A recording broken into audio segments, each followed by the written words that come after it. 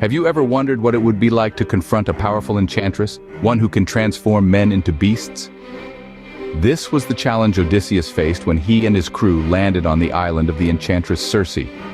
Known for her potent spells, Circe transformed Odysseus's companions into swine, a fate that Odysseus himself narrowly escaped. But let's not forget, Odysseus was not alone in his struggle. The god Hermes, ever the helper of heroes, intervened. He provided Odysseus with a special herb, moly, a rare plant that granted him resistance to Circe's magic. Armed with this divine gift, Odysseus confronted Circe, his wit and resilience shining through. He negotiated the release and restoration of his crew, showcasing the cunning and leadership that defined his character. With his crew restored to their human forms, Odysseus and his companions set sail, but their journey was far from over. Imagine being caught between a rock and a hard place, or rather, a sea monster and a whirlpool. Which would you choose? This was the perilous predicament Odysseus faced in his journey home. On one side, the monstrous Scylla, a creature so horrifying, it's said to have 6 heads, each with a mouthful of sharp, gnashing teeth. On the other, the unforgiving whirlpool of Charybdis, known to engulf entire ships and leave nothing but destruction in its wake.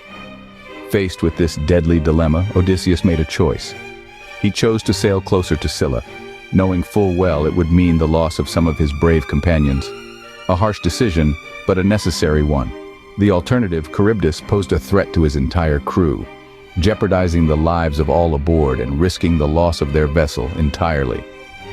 With a heavy heart, Odysseus continued his journey, carrying the weight of his lost crew members with him. What if you were offered immortality at the cost of never returning home? Would you take it? This is the exact proposition faced by Odysseus on the enchanting island of the nymph Calypso.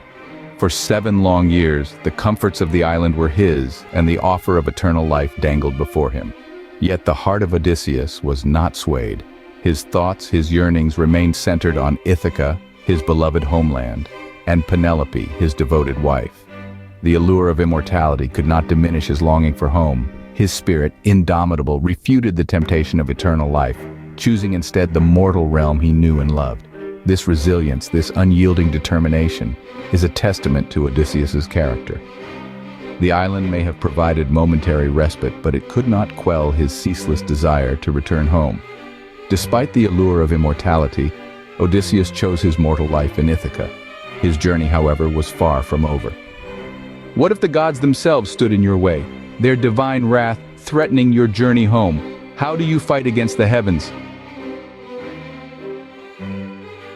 This was the predicament that Odysseus found himself in, as Poseidon, the god of the sea, sought to thwart his journey at every turn. The sea, once a symbol of adventure and discovery, now became a treacherous adversary, an obstacle on his path home. Yet, even in the face of divine wrath, Odysseus was not alone. The goddess Athena, with her divine wisdom and strategic brilliance, intervened on his behalf.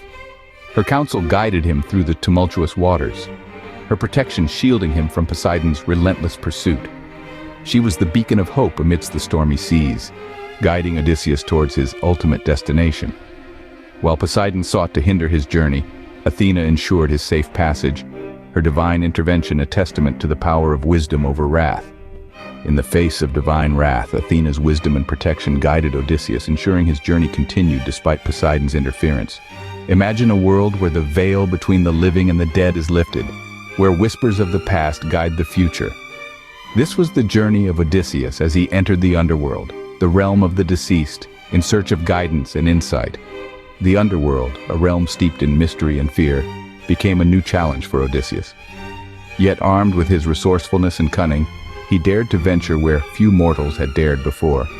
In the eerie silence, he encountered spirits of the deceased, their ghostly whispers carrying tales of the past and prophecies of the future. Amongst them, he met the spirit of Tiresias, a blind prophet whose words held the key to his journey home. With his cunning, Odysseus navigated the perils of the underworld, securing crucial knowledge to aid him on his quest. As he rose back into the world of the living, he carried with him the wisdom of the dead, a testament to his courage and determination. In the face of fear and uncertainty, Odysseus ventured into the underworld, securing vital knowledge for his journey home. What if your father disappeared? leaving you to navigate a kingdom in chaos. How would you respond? This was the reality for Telemachus, son of Odysseus, who found himself in the midst of a power vacuum during his father's prolonged absence. As Ithaca crumbled under the weight of the suitors' greed, Telemachus took it upon himself to seek out news of his father's whereabouts.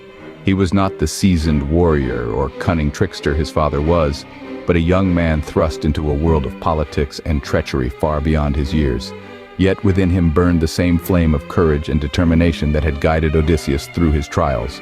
Telemachus ventured into the world, gathering allies and navigating the treacherous politics of his homeland, proving himself a worthy heir to his father's legacy. His journey was not without its trials, but Telemachus persevered, his actions mirroring the heroism of his father's own Odyssey. Telemachus's journey was a testament to his strength and resolve, mirroring his father's own heroic journey.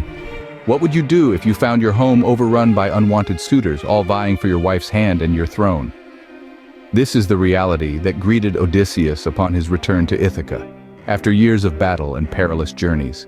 Odysseus, ever the cunning warrior, did not rush headlong into the fray.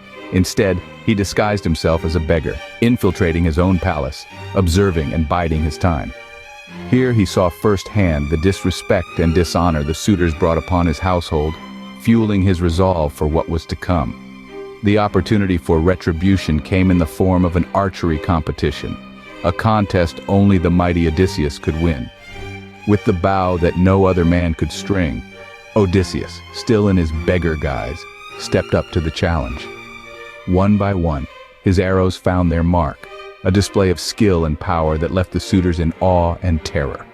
The climax of his long journey came in a showdown with the suitors. Revealing his true identity, Odysseus, with the strength of a king and the wrath of a wronged husband, unleashed his fury.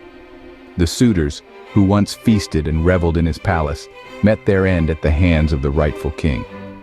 Yet the most poignant moment came not in the heat of battle, but in the quiet aftermath. Odysseus was finally recognized by his father, Laertes. It was a bittersweet reunion filled with relief and sorrow, joy and regret. After countless trials and tribulations, Odysseus was home, not as a war hero or a legendary adventurer, but as a son, a husband and a king.